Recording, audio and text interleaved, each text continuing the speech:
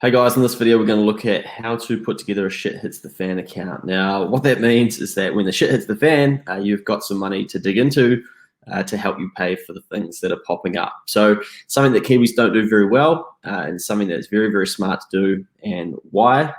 Basically, it's very, very good for your peace of mind and mentality to put money into a separate account that you can look after yourself should something go wrong. So firstly, you want to set up another account with your bank, and if that's where you're going to put your money, and basically start to automate putting money into that. So it might be 3% of your income, 5%, whatever you can afford. We'll touch on that a bit later. But firstly, you just want to have an account that you can put some money into. Now, secondly, you need to figure out how much you're going to put into there. And that could be basically pluck a number out of thin air, but something that a lot of people work towards will be trying to figure out what 3 months of expenses are and then budgeting for that. Other people will go towards 4, but it's completely up to you. But basically, you want to try and give yourself that peace of mind that should something bad happen, you can cover these costs. So let's work on the fact that we want to put 3 months of our outgoings into a separate bank account. Let's see what that looks like using the template that you've got access to and pull that up. So here, you've got this template already that you'll be working through hopefully each week, and you may have changed it, but obviously these figures in here are all estimates and templated figures, but that's basically 4 weeks there. And we know that some months have a bit more than 4 weeks in them realistically, so we do need to factor that in later, but let's just say sticking to 4 weeks, our costs are looking about $3,400 a month.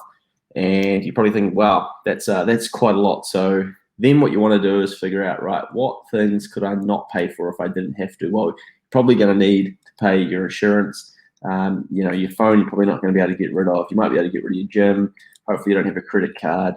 You might have the odd bank fee in there, taking it out for this. And basically then you want to go down to what you've got. So your rent, your food, your power, your entertainment, those things you're not going to be able to get rid of. But you might actually know that should shit really hit the fan, you could move out, you could move home.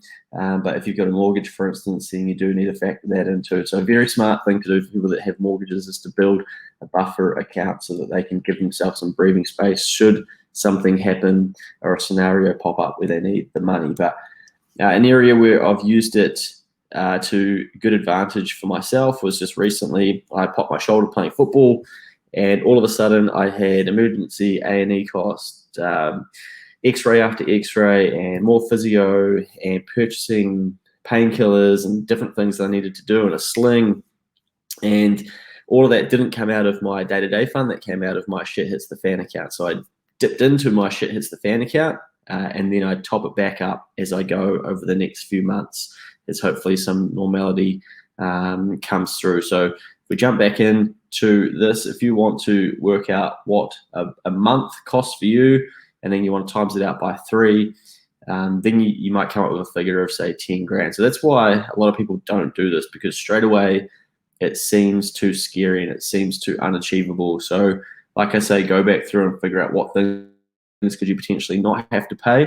But hey, maybe it's worth actually aiming for that 10 grand or a bigger figure anyway, because it is actually going to help you if things do happen like that and go pear-shaped. So aim for a bigger figure and then try and speed it up. So go, right, can I get rid of some things around the house? Can I sell some things I don't need? Can I do some overtime? Can I earn some money elsewhere? And can I really start to build that account up so that if something bad does happen, I can look after myself? And you're always reading the media about things going wrong for people and complaining about, I can't believe this has happened. How am I going to pay my rent? How am I going to pay for food, etc., etc. Realistically, they don't have a shit hits the fan account. If they had one of those, the story wouldn't make the media, because they wouldn't have to think like that. So then they wouldn't tell people that, and then the story wouldn't get told.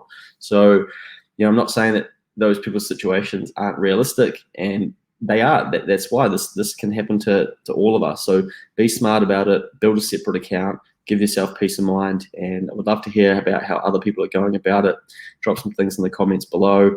And let's see what other people are doing in this space. And something I say as Kiwis we don't do very well, but very, very important to do if you want to start giving yourself a peace of mind around the things that inevitably do go wrong in our lives. And me personally, I put my money into a Sharesies account and hope that it grows and I get some compound growth of some of the businesses that I'm invested in. If not, I've taken the risk, but that's my risk appetite. It's a bit higher, so I've put it into there. You might just set up a separate bank account with your bank, but start automating some money going into it. Aim towards a figure. Once you hit that figure, you're done. You carry on with your other savings goals and things like that, and then speed it up by putting some extra money in there, by selling some things you don't need or cutting out some expenses, or you got some leftover money, you dump it into that until you hit that figure that you're aiming for. Go well with that. It's a huge help. It will really help you should things happen. And if you do need to dive into it, then cool, you can use that money for that, not for stupid things like the latest sale and going on a trip that you all of a sudden want to go on because your mates are. That's not what it's to be used for. It's to be used for proper emergencies that you haven't factored in. Then once you've spent that money, build it back up. So keep aiming towards that 3-month figure. That'll see you right for a while. Look after yourselves in the first instance, but have a plan if something is to happen.